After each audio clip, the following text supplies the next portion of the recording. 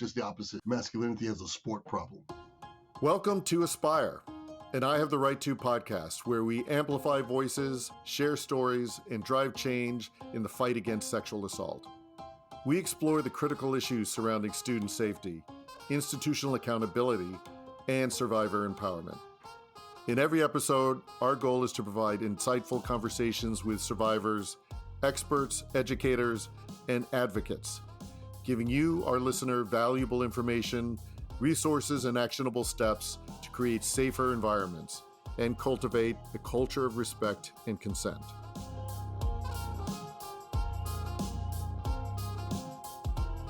Welcome to Aspire, and I can't tell you all how excited I am for this episode.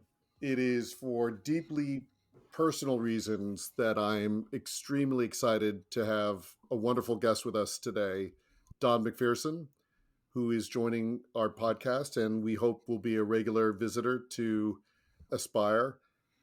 But I will take us back a couple of years, Don, to when I was in a pretty dark place. This was probably around 2017 or 18, I believe, probably 2018, when I first met Don, and somehow I knew instinctively this is a man I want to get to know. And it had nothing to do with his esteemed sports career. Don was a quarterback at Syracuse University. He's in the College Football Hall of Fame. He had a wonderful career in the NFL and the CFL. But that had nothing to do with my interest. Here I saw someone who I felt instinctively was a kindred spirit and someone who was fearless in his way of speaking up and speaking out. And what he was speaking up about was a topic that was very important to me because Don was speaking out on the issue of gender-based violence, but Don was also, had scarcity value as a man who was speaking up on this topic, but he also had extreme scarcity value within the world of advocates, speaking in a positive and constructive way about boys and men and their roles in society, how they should be as people, as human beings. And I found myself drawn to this message because at the time I was struggling to envision young men in a positive way. And I needed to because we had dedicated I Have the Right to addressing the scourge of sexual violence in our society. And I desperately wanted to speak to young men, but I didn't know how to because I viewed every young man as a potential perpetrator, not as the loving, caring human beings that they are at their core. And literally, Don, in his generosity, spent dozens of hours in coffee shops, over the phone, in different locations around the East Coast, working with me and helping me dig out of a hole that I needed help to get out of. So, Don, it is my distinct pleasure to have you on, and I will turn the mic over to you for a little bit of a better self-introduction, but I wanted to give that personal one before we kicked off. Well, Alex, thank you for that very kind introduction and heartfelt introduction. I don't think that I ever considered our time together as working because it was such a wonderful personal experience getting to know you and growing in this conversation. And as maybe a little further background, I started talking in schools when I was a student in college at Syracuse University back in the 80s on different social issues like drunk driving and drug and alcohol abuse prevention. And one of the things I learned early on by one of my early mentors was that we need to talk to young people about what we want them to become as opposed to what we want them to avoid, which was consistent with my life as an athlete. You prepare to win. You prepare for excellence. You don't prepare to not lose. And so that sort of mindset kept me involved in leadership programs and programs with young people. And then after several years of college and then professional football, went to work at Northeastern University where I met a fellow colleague of Alex and myself named Jackson Katz, who was the first man I ever heard talking about issues of men's violence against women and gender-based violence prevention, but also this other conversation around masculinity and recognizing that overwhelmingly the violence committed in our society, especially violence committed against women and girls, is committed by men and boys. And that if we're going to solve that problem, we need to deal with the masculinity problem first.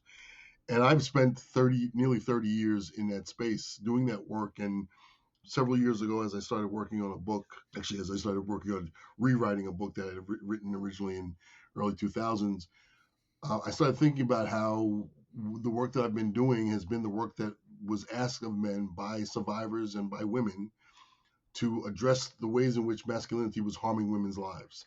I wasn't doing the work that our boys need. I wasn't doing the work that boys need to grow and to be healthy and whole. And when I first started doing the work, I looked for myself in the literature. I looked for myself in the literature around masculinity and the literature around violence prevention. And there was very little that represented me, if anything. It was about boys who were incarcerated. It was about boys who had committed violent crimes, about boys who grew up in abusive households. None of it represented the very idyllic childhood that I had on Long Island, in suburban Long Island, with two parents. My father was a cop. My mother was a school nurse. I'm the youngest of five kids. We were a healthy, happy family. Grandparents in the neighborhood. All those things that were, sort of middle class America. There was no alcoholism and abuse, at least visibly impacting our family, and yet I wasn't represented in all the literature around masculinity. And so I've always come at it from that lens of how do I get to me? How do I get to the young men who are sitting on the sideline, who are the bystanders in our society, who are not abusive, who didn't grow up with that or didn't identify with that? And that's what led me to the term aspirational masculinity, because so much of the rhetoric was about what we want men to stop doing, what we want boys to stop doing. And again, how do we get better in sport? How do we get better in the classroom? It's aspiring to be something greater. And so that's what led me to that term and led me to, as I said, doing this work for nearly 30 years of how do we engage men in a positive conversation. Yeah, and you said a couple of things there, Don, that were so meaningful to me, because you've always talked about the idea of promotion versus prevention. And that's something that really connected with me, because I did not want to stand up in front of an audience and tell a group of young men, don't rape. But I didn't know what to say. And explain to me, where in your heart, in your spirit, did this ability to so naturally and easily see this concept of the work our boys need, right? And clearly understanding the wrong messaging in terms of telling boys what to avoid, but wanting to tell them what to become. How did that develop and emanate from you? Alex, so much of this is very personal, and I do think that I don't think I'm unique in this regard. I think most young boys, and the classic quote from Bell Hooks, that the first act of violence that patriarchy asks of males is not violence against women and girls, it's violence against ourselves. That we have to cut off our emotional selves. And I think most boys know this. We know that moment. I remember the moment when I stopped kissing my dad goodnight because I thought boys don't kiss their dads. I remember that. As a child, I remember that. And we all know that moment when we decided that we're gonna suck it up, we're not gonna adhere to our feelings, and I, as an athlete, because I was an athlete, I always had an excuse, and I benefited from the fact that people thought that I was something cooler than I actually was, and I hid behind that, and I knew I was hiding behind that. I thought I always hid behind something that was race, but it was really masculinity. I said this to I think Alex, we were talking about this the other day, and I said that my gender has hurt me more than my race. And you'll sometimes white people say, "What, you're black?" And this is, isn't it hard being black? I'm like, no, my race never kept me from saying I love you to someone. My race never kept me from being my whole self. My race never kept me from expressing my authenticity, but my masculinity did. My masculinity shrunk the way that I saw myself. Race is how the world sees me. Masculinity is how I see myself. And so I've always sort of, struggled with that because I was this outward person as an athlete. And so when I started talking to young men, to your point, Alex, I knew the goal was because I was there for some gender-based violence prevention reason, and I'm there to talk to a group of young men. And I'm sitting in front of them going, man, don't you all want the most amazing, loving, caring relationships that are honest, that are sincere, that are authentic? In my mind, I was screaming that in my mind, but yet outwardly I'm saying, well, we have to, as men, respect women for these reasons. No, don't you want that for yourself? And so for me, it was almost a little bit of a I'm gonna yell at you because I know deep down inside you want it. And I think the cynicism that I've seen in the field is that men and boys don't want this. I'm like, no, we want it. We just don't know how to say it.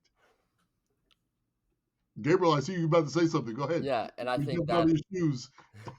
I think that idea of kind of wanting to do it but not really being capable to do it is that idea of failure and being afraid to fail. So how do you think that this idea of failure and overcoming failure is really the way to push past these boundaries that you have imposed on yourself and really be this aspirational man that you talk about? You know what, Gabriel? Failure is such a powerful term and feeling because there's so much shame associated with it. Which shame is one of those big drivers in how we are raised with shame. The things that embarrass us, the things that make us feel less than, that make us feel weaker. And this is in the dynamics of a family. Shame is a big driver of how we present publicly. Failure is, listen, we're in this culture where we hear this one's a winner, that one's a winner. We don't look at failure as a teaching tool. We don't look at failure as something that's normal. Failure comes with a tremendous amount of shame, and so we do everything. We fight to be seen as a failure. And one of the things that I say now as an older man is I talk about my failures. I have lots of successes, and my successes as an athlete and in this work have been celebrated, but I have as many failures. And I used to ruffle the feathers of my family when I was a kid, because I would always say I don't believe in happiness, and they would say, why are you sad, are you angry? I'm like, no, I just don't believe that it's the only thing that we should appreciate. We should appreciate failure, we should appreciate sadness, we should appreciate remorse, because those are the places where we learn. Those are the places where we grow, when we're challenged with our shortcomings and we work hard on our shortcomings. When in sport, you scout the other team, but you also do a self scout. Where am I weak? Where am I vulnerable? Where do I need to improve? And without failure, we'll never find those places where we need to improve. And so I think we need to learn how to embrace it, learn how to dust yourself off, say I messed up, say I failed to do. One of the other things that in terms of failure, Gabriel, and specifically around issues of men's violence against women, and this is something that I know for Alex was difficult. And Alex, I don't even know if you and I have ever talked about this, but what happened to me too was a lot of men feeling indicted, a lot of men feeling blamed, but there was also a lot of men who felt failure, right? Like Alex, I'm sure there was a time when you felt, I could not protect my daughter. Right? I say that all the time, that if I thought that my job was as a protector, again, one of those things that men are supposed to do, we are as men are going to fail all the time at that role. I Mhm. I have one daughter who right now is in Barcelona, Spain, and another one who's on Long Island. And the one on Long Island is still angry at me about divorce, and the one in Barcelona, Spain, is in Spain, living her best life.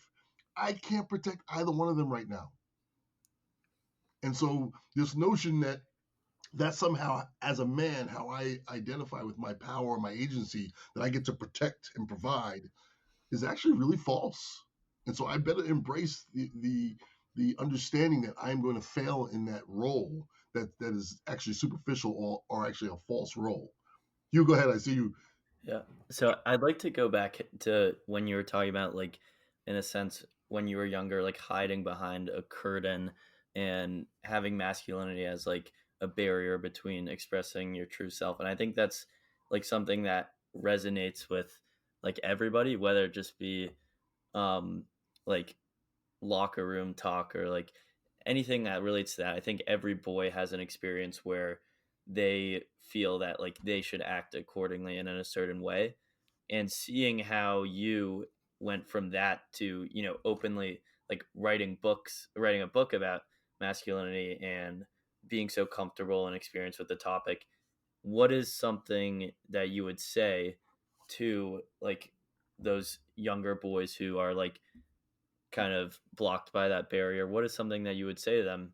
Because, you know, I think that there's a stronger force of people telling them like, oh, you should act this way as a man, than the force that's inside of them. And I think there's a way to develop the force inside of them, like telling them to come out, yet that barrier is preventing them. So that's my question. I would say, what is one piece of advice you would say?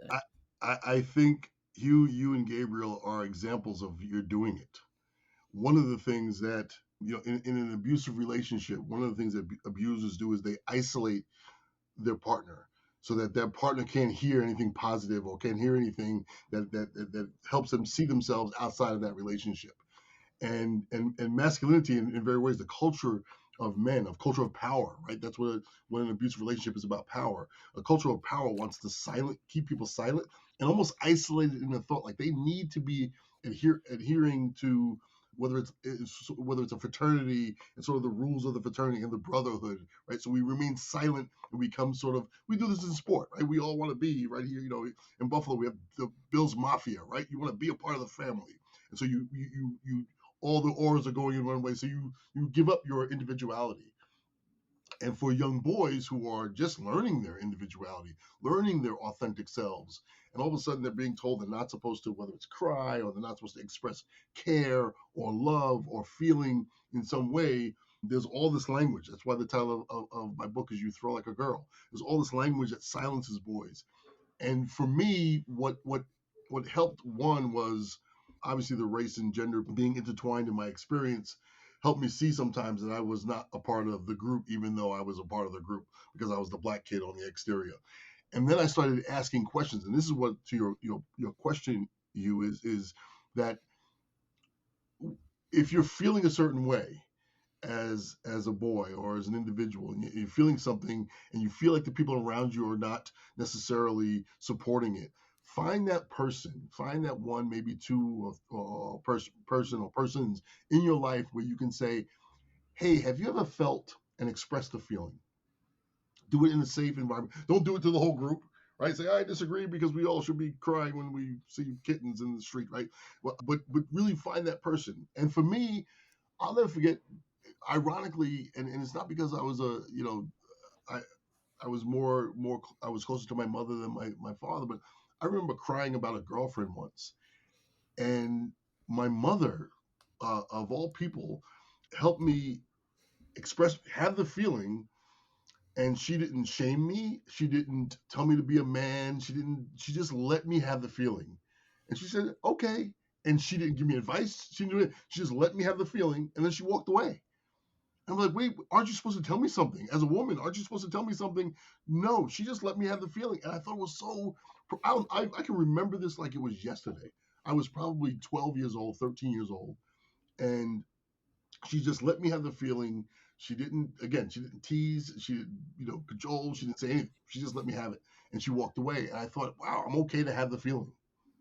And the more times that I exercised that, and again, I had the advantage of being an athlete who was allowed to express feelings in victory or defeat. But I learned that skill of finding that trusted friend and saying, hey man, you ever feel this way? And sometimes they'll say, yeah, man, me too. Or, nah, I never felt that. I'm like, really? You never felt like you wanted to, tell somebody that you cared about them but it wasn't, romantic, or you just wanted to say, hey man, I care about you. You weren't ever had that feeling like sometimes maybe a coach or a teacher says something and you just want to crawl into a ball. You ever had that feeling? Like you just wanted to crawl into because something hurt? Because with the bravado comes out, nah, man, when, no, have you ever had that feeling? You just wanted to crawl into a ball, and you'll have more people say, you know what, man, I've had that feeling often, or I've had it before. So I want to ask Hugh and Gabriel, because what you just said, again, sort of knocked me on the side of my head in terms of what your mom did. And being married for 32 years, I've learned through a lot of failure about the need to listen and not problem solve, right? Because I think it's a guy thing again, that we hear someone speak about a problem, we have to immediately fix it, right? And in a male definition, many times that means making the bad emotions around it go away, right? And making things happy or funny or whatever it might be. But I wanted to ask Hugh and Gabriel, when Don said that, what was your reaction? I'll explain to you mine afterwards. But what was your reaction when Don said that, and in his mom's wisdom, she just let that feeling free itself from Don and exist? Well, I think for me, when I heard Don say that, I was just like, wow, this is not just happened to me. This is happens to men all across the world. And this experience of having someone actually being there and just listening to you and expressing yourself, but then feeling, okay, wait, what? Why aren't they judging me? Why aren't they saying I shouldn't say that? Why are they actually allowing me to express my emotions? And once that experience happens to me, and as Don said, happened to him, you feel kind of like you're a whole complete different person. You feel like you can actually express your full range of emotions that everyone has, but you previously had felt confined to the kind of very locked set of emotions, but now you realize that it is okay to show all of your emotions. And once you really have that, I think, experience of discovery of yourself and discovery of your own emotions is when you can really learn to be more vulnerable with other people and learn that it is okay to express your emotions. But I think that often has to come first, like as Don has said in his experience, with kind of realization and discovery within yourself, but that can also come through talking to someone else. But once you discover yourself is where you can really improve from there, from my own experiences.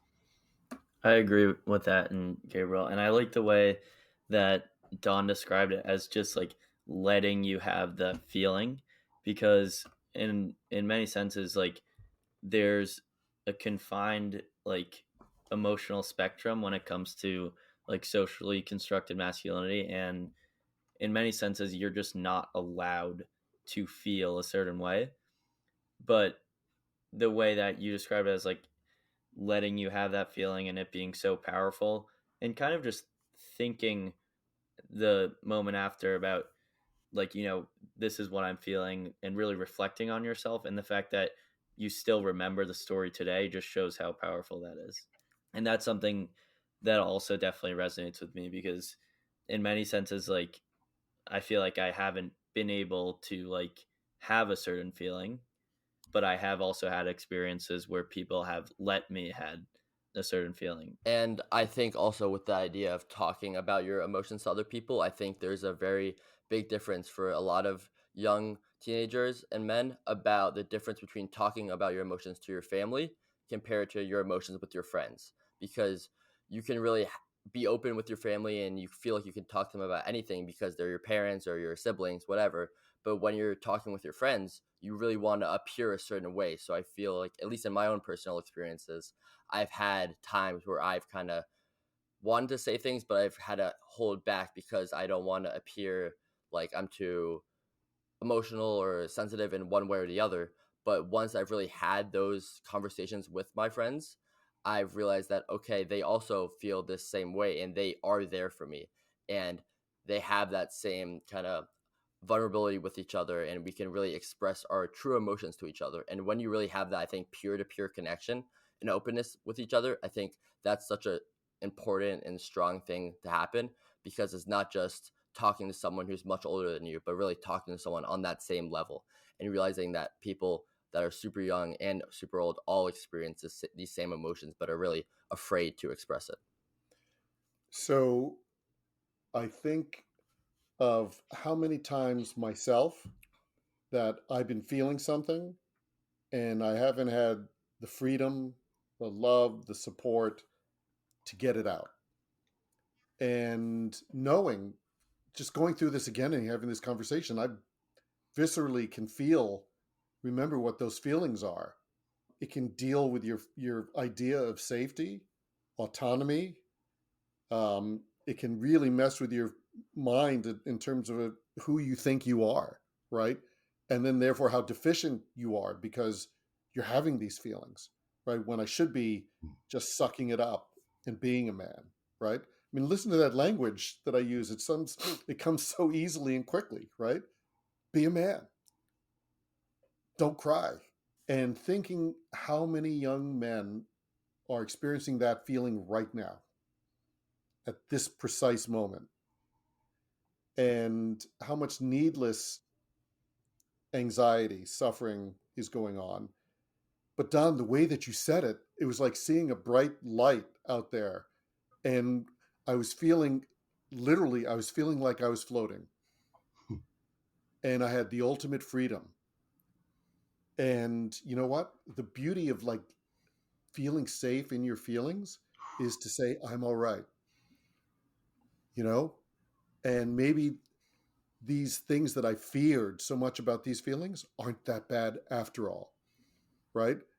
And it gives you this like opening to grow and to deepen.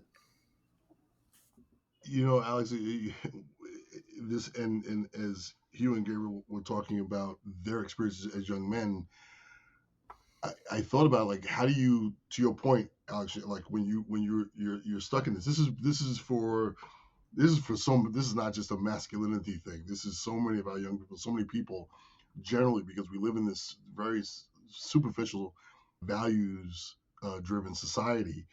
And one of the things that I love about the ability for art or music is to express something that is sort of ethereal. It's something bigger. It's something more abstract, and so you can express. Then it leaves it to obviously to interpretation. And sometimes we forget that the world is not so binary, that the world is not so narrow in how it's perceived, and there are other ways to express yourself. And one thing that I learned early on that was a benefit to me was to express a part of myself that was, and I didn't do this intentionally with the understanding of having a gendered lens to it. It was because I was uncomfortable, and I can say this now in hindsight, I was uncomfortable with what the culture of masculinity was asking of me as a boy. I was uncomfortable with it. I'm not a tough guy. I wasn't into girls. I was more into sports than girls when I was a kid. I wasn't doing the things that boys were supposed to be doing. And I wasn't interested in doing them to some extent. And obviously that leaves you with, well, if I'm not interested in things that boys are doing, well, what is that? How does that leave me? And how do I express that? And Gabriel, as you said, to my friends. And for me, the thing that emerged was my father loved jazz. And my grandfather led a big band in jazz in the 30s in the West Indies, in what's now Jamaica. And I loved that music, and I loved my grandfather. And so my love for jazz was something that was different than all my friends. And the more that I saw that it was different from all my friends, the more I was drawn to it, because it gave me a chance to express myself in a way that was safe. And then by the time if you ask any of my friends in college, not just the friends that I had, I can hear my friends from college, not just my football friends, the teammates, but my friends who would say, "Oh, Donnie's just different. Oh, Donnie's just different." That difference allowed me latitude to express a broader. So when I said things like, I used to use the word groovy, which was not in the lexicon of my generation, and I would say, "Oh, groovy," right? And I would do things like that. It made everyone's like, "Oh, he's a little different." That latitude gave me the freedom to express more of myself and feel safety in expressing myself, because people accepted that I was just going to be a little different. And discovering that love of music opened up a bigger world for me again, in terms of the ability to appreciate the art. But it also saved my ability. It saved me because it gave me the ability to be different without. And here's another word when you get to failure: without threatening my friends, right? Because it becomes a threat to the group when one says, "Wait a minute, the group rules are not that great." Right? The group rules are not serving me. And so that's a breakdown. And that's why things like, organized crime and the mafia, they have rules. Even in crime has rules, right? Because you need to have some order to how you function as a group. And so when one person in the group says, "Well, the rules really aren't serving me well, or the rules really aren't that productive for us as a whole," that's a threat. And so when a boy expresses his emotion to a group of his friends, it's a threat to the group, right? It's a threat to the group rules. And so in a very non-threatening way, I can say, yeah, man, I'm not into hip hop. I like jazz, right? It's like, okay, he's a little different. And I think that idea of being different is such a key one that you talked about. And I think you're saying this idea of being different, but why do you think that there is such a confined, narrow idea of what it means to be normal? And where do you think that comes from? Because for me, I feel like when I was very, very young, I already had my idea of what it meant to be a boy.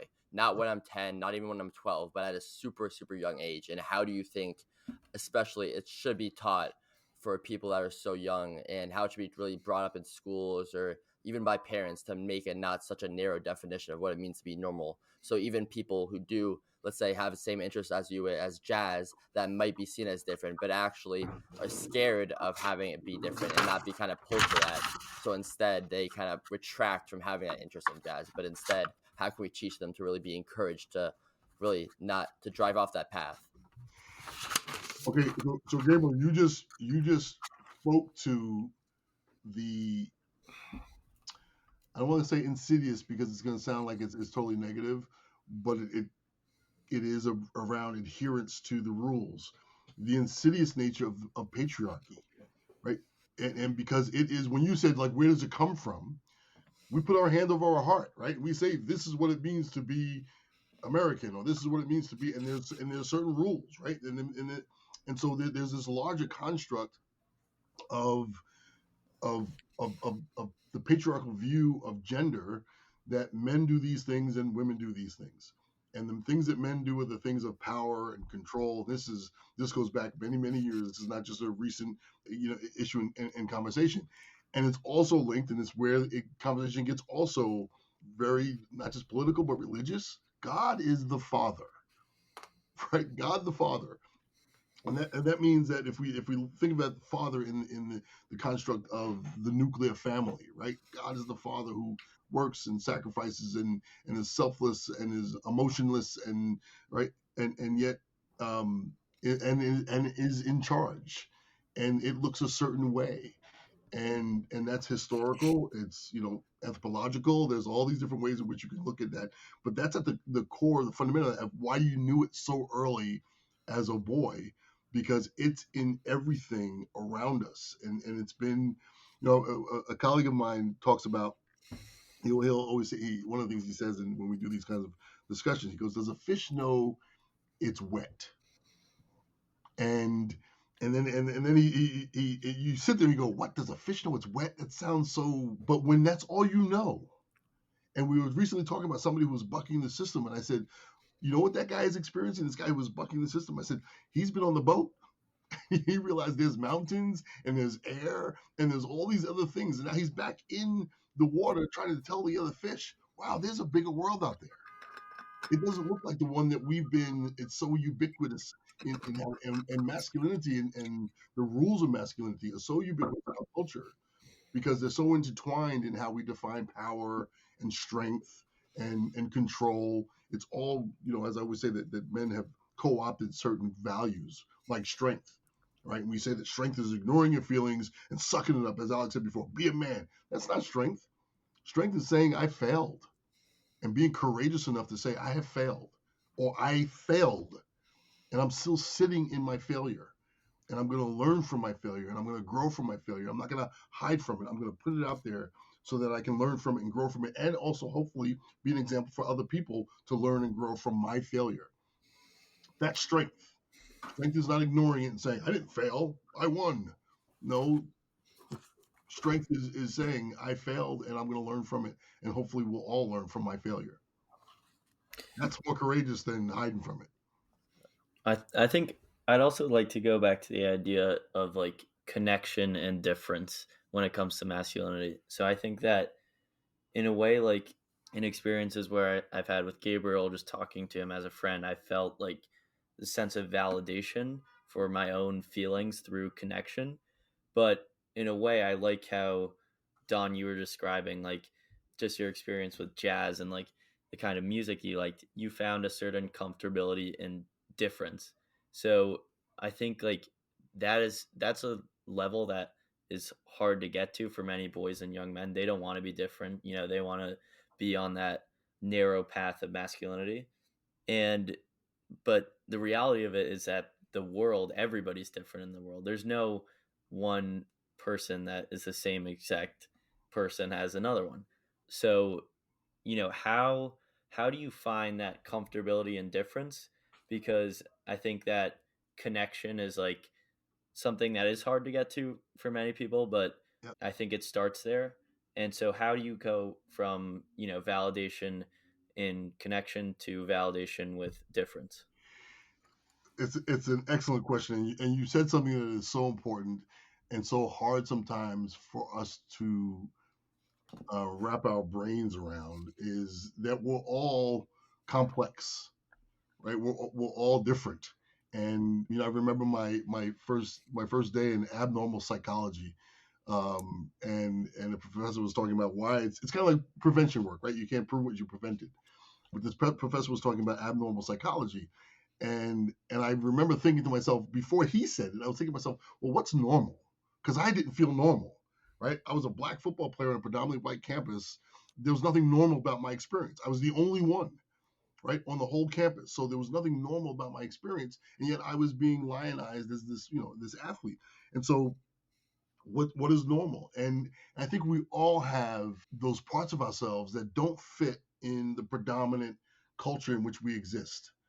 And so for me, jazz was one of those things. As I've gotten older, I've been able to, and it wasn't easy for me when I was younger because there was shame and embarrassment around expressing my wholeness. But as I've gotten older, I can be and have been in days where on the same day that I've had a couple of these experiences, on the same day or the day after, I'm with the college football world, and the next day I'm with feminists and activists in this work. And in both spaces, I'm probably more steeped in the college football world, but I'm more comfortable in the feminist world. I'm more comfortable in my wholeness. Now, I can enjoy both equally. And that's because I understand I'm being authentically myself, that I really care about what these people are talking about. I love what these guys do, right? I love the game. I love the sport. But I love even more the ability to have those conversations, and I'm not afraid to have those conversations, even the ones in which we're looking at gender in those ways.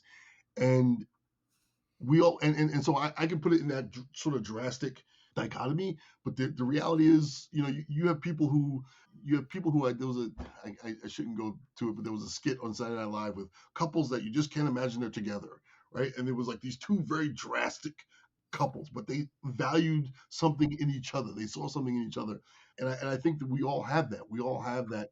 Someone who may be in theater, and yet they love working on cars. You go, wait a minute, those two things don't match, but they kind of do, because they're things that I'm interested in, right? And I've always been. I felt like my entire life that's been my MO, is that people don't know me even close to what they think, because I am authentic when it's me.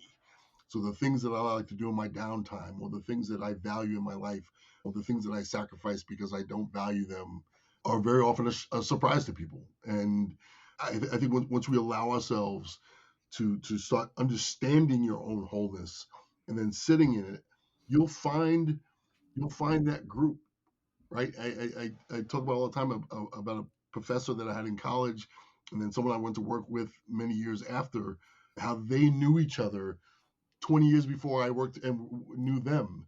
And someone says, "Wow, it's a small world." I'm like, no, when you stick to your values and your authenticity, you'll find your tribe, right? You'll find your people, because they're out there. So that's something I want to dive into a little bit more deeply with all here, because I think this goes to the core of this topic about aspirational masculinity. Because, and I want to speak to you, Don, or give you the opportunity, because everything I've learned about aspirational masculinity has come from you. I think you've helped unlock a lot of things inherently that, or instinctively, I understood or agreed with, but you were the first person to put it together and make it acceptable in a way that I felt that freedom and safety to, be myself. But when we go and speak to schools from an I have the right to perspective, we do a lot of speaking to young people about, obviously when we talk about socially constructed masculinity or humanity, what we're really talking about is what's in the air that we're breathing, right? That's influencing or pressuring conformity or a way of believing or acting or thinking, right? Whether it's the influence of social media, the influence of peer pressure, our community spaces, our culture overall.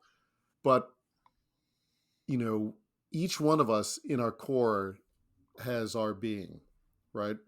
That I do believe, after a lot of work with you, is filled with love and care and a lot of unique differences, right? But through maybe, your work or your own experiences, maybe start with how you think about aspirational masculinity, but then talk about ways that, whether it's through your own evolution or working with others and seeing it in others, that authentic self can be freed. So, it's really interesting the sort of where we are in the masculinity conversation, and I would ask, Gabriel and Hugh, have you, prior to this conversation, if you heard the term masculinity, was it a positive term? I think just in like there's so much stigma around it just in hearing it. I think like we've like started this podcast, but and I've told people about it, and it's just like it's such a controversial topic, and I just don't think it should be. Right. It's something so normal and something that everybody knows exists, but like somehow refuses to accept it. Right. So yeah, that's just been my experience with it. Yeah, I definitely have had very similar experiences to Hugh. And I would say, even when the word masculinity is brought up, people immediately want to run away and they just want to avoid it. Say, hey, let's talk about what's the game on tonight. They don't even want to hear that word being uttered in a sentence. But I think that everyone has so many thoughts about it, but there's really kind of scared to go out and actually express them because they feel like they won't be received well because of the current stigma around it now. But I think by taking every opportunity that, especially as young teenagers or as teenagers, that we can, and really trying to beat the stigma and fight against the stigma by talking about the positive kind of aspects of masculinity and not really only go down this negative path, I think this is how, especially as this younger generation, we can really flip this narrative and make it focused on this aspirational and positive masculinity to really guide the generation up rather than kind of bringing them down and keeping them at this level. I find it kind of like funny and ironic also how like a real man will run away from the concept of aspirational masculinity or just masculinity in general. And when this image of a real man is supposed to be like strong and like fearless. So I think like that's something that just with that like one small thing, like I think anybody who's hesitant to talk about it and who is like kind of this who does portray themselves as like this socially constructed male, like ask yourself that question. I think like why are you running from this? Right. If you're that strong. Correct. And so that's an excellent question, and one day we'll have the conversation around the analysis of the Wizard of Oz, which is one of my favorite analysis of masculinity and gender generally. But the reason why you both say that people run from the conversation is that part of the way that power, again, Wizard of Oz, right? How power maintains itself is to not be examined. Right? So pay no attention to the coward behind the curtain. He's maintaining his power through distraction and noise and fire and all that, right? And that's how he maintains his power, by not being examined. That's why he's behind the curtain. And so the way that power maintains itself is to not be examined. And so if you go to a college campus, it's African American studies, Asian American studies, women's studies, right? We have all these studies of the other, but we don't really examine whiteness. We don't really examine white men. We'll call that history, American history. We won't examine it in a gendered lens. And so one of the ways that masculinity maintains its supposed power in the patriarchal world is to not be examined. So we don't talk about it. And so men who have power are not saying, hey, let's deconstruct my power structure. They're not saying that, right? They're not going to open up and tell you how their power structure is formed and is in the buttress of their power structure. The people who have been talking about masculinity have been talking, as I said earlier, because it's harmed their lives. So women have been talking about masculinity, and the feminist movement has been talking about the patriarchy and misogyny. And so the people who have been talking about masculinity and who've made the conversation mainstream, and this is where I point to myself as someone who's been in this conversation for nearly 30 years, on college campuses, testifying before Congress, going on TV shows, talking about men's violence against women, talking about men's accountability, men's role in issues of violence against women. And we have the Violence Against Women Act that in 1995 was signed in a bipartisan way between Orrin Hatch and Joe Biden to bring light to this issue of men's violence against women. And so for 30 years, we've been talking about masculinity only in the context of how it harms women's lives. And so in that conversation, that's the only form of masculinity that we've been talking about, is the form of masculinity that harms women's lives. Therefore, the term toxic, right? Because that's the part. Men are stubborn. They don't compromise. They don't express their emotions. And so their emotions come out in violence. The emotions come out in control, again, because you control what is not your business to control through violence. And so we have not been talking about masculinity in its wholeness. We've only been talking about the ways in which masculinity, in a narrowly defined way, harms women's lives. That we don't want to talk about. We don't want to talk about the man who is an abuser, who is a rapist, who is a misogynist, right? We don't want the narcissist. We don't want to talk about that. That's why we run from the conversation, because that's what masculinity looks like, or it's toxic. And I always remind people that toxic, before we talked about toxic in terms of masculinity or relationships, we talked about toxic in terms of waste. You separate toxic waste from garbage. And so you all are, Gabe and Hugh, you all are a generation of young men who've only heard masculinity discussed as being toxic, as being bad, which is why people run from the conversation. It really is a very neutral term, right? It's just masculinity. It's like, what are the rules? What are the qualities of being male? And so all we've been talking about is the negative. And because men still have power and privilege in a world that's driven by, like I said, God the Father, the founding fathers, that's still governed by that, still governed by, people that want to say there's a document called the Constitution that didn't include me. I wasn't in the Constitution, nor were women included, right? So we're trying to adhere to these old values, which is really hard to pull away from, because they serve us and they serve power well. It's hard to start talking about masculinity in a very positive way, because there's a fear that I'm giving up some power. And so that fear of giving up power, that fear of giving up privilege, is what keeps us from this conversation, where in reality, we have more power in our authenticity. We have more power in our wholeness. We are fearful. Yes. I once had, a conversation around fear or vulnerability. Someone say, well, man, you have to be fearless. And I'm like, aren't you vulnerable to your God? Aren't you fearful of your humanity, of your vulnerability, and embracing those things in your wholeness? And so for me, aspirational masculinity was the counter to not just the ways in which we were talking about masculinity, but the reasons we were talking about masculinity. In other words, I'm not talking to you, Gabe and Hugh, because I want you, as Alex said, to not rape. I am talking to you because I want you to have a whole, loving, caring, egalitarian, fulfilling relationship that begins with yourself. As I said to you before, masculinity is how I see myself. My race is how the world sees me. My masculinity is how I see myself.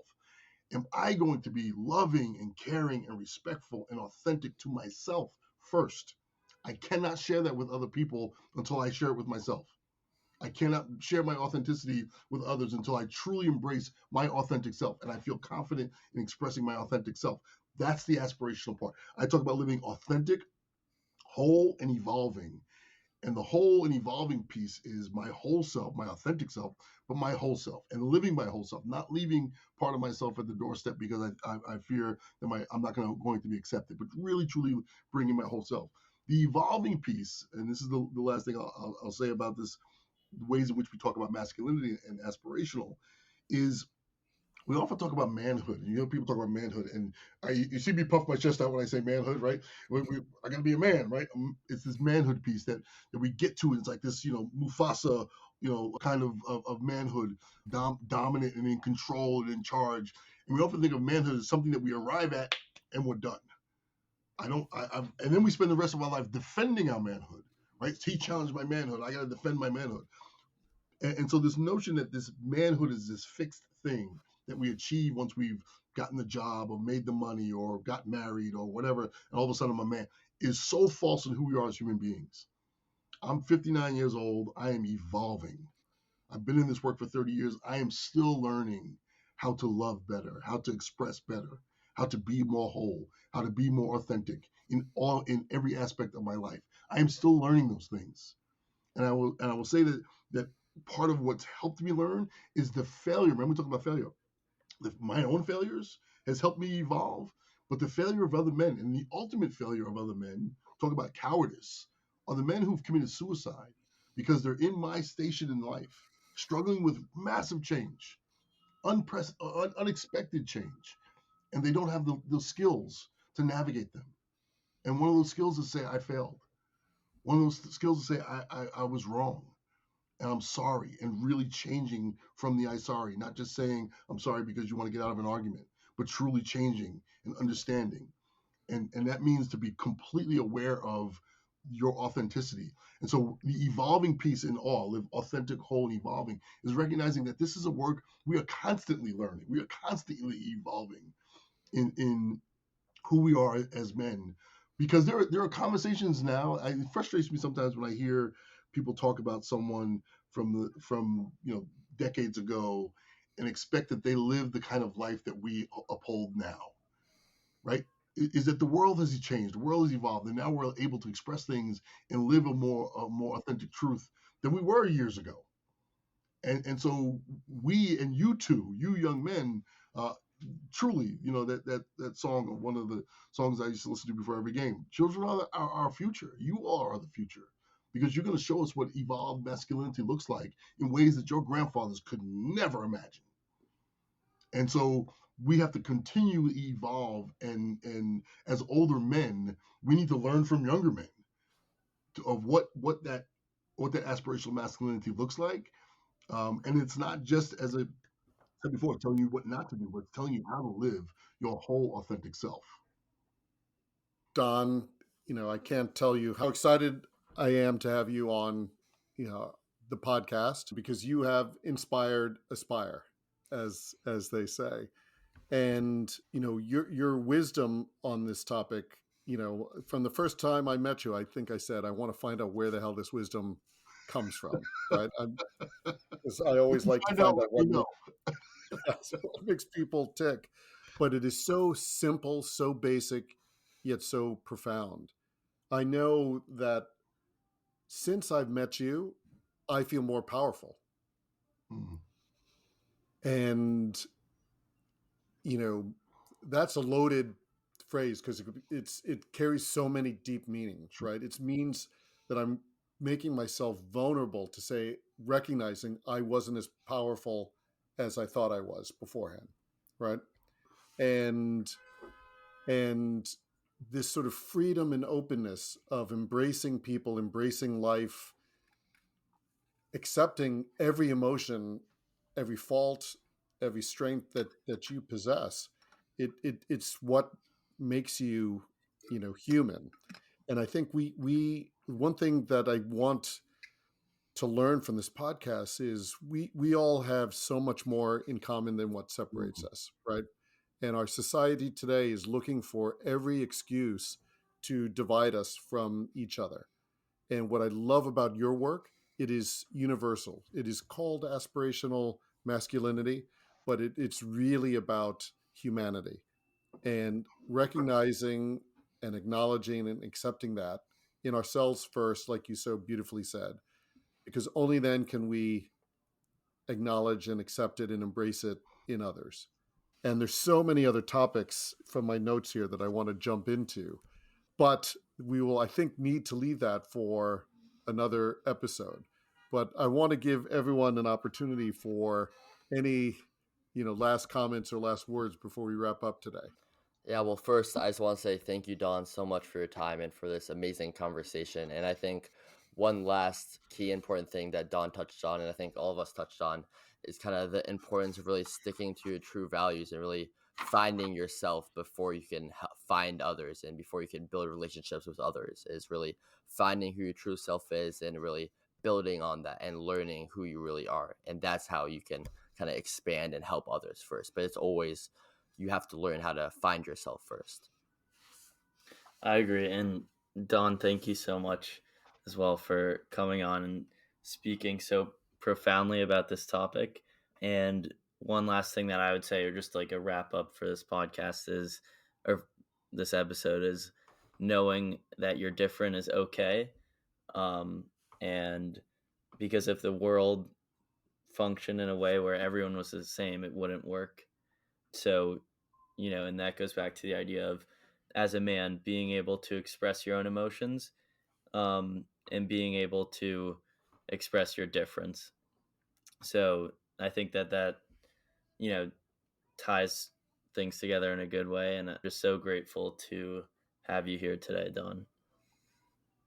I'm grateful for the two of you. So it's exciting to have a conversation with you and listen to you all express your feelings about the conversation and your personal feelings about the conversation and the topic. And always grateful to you, Alex, for your, I don't know if you always recognize it, probably because you're in a house with all those women who just hold you accountable to your feelings and every minute of every day.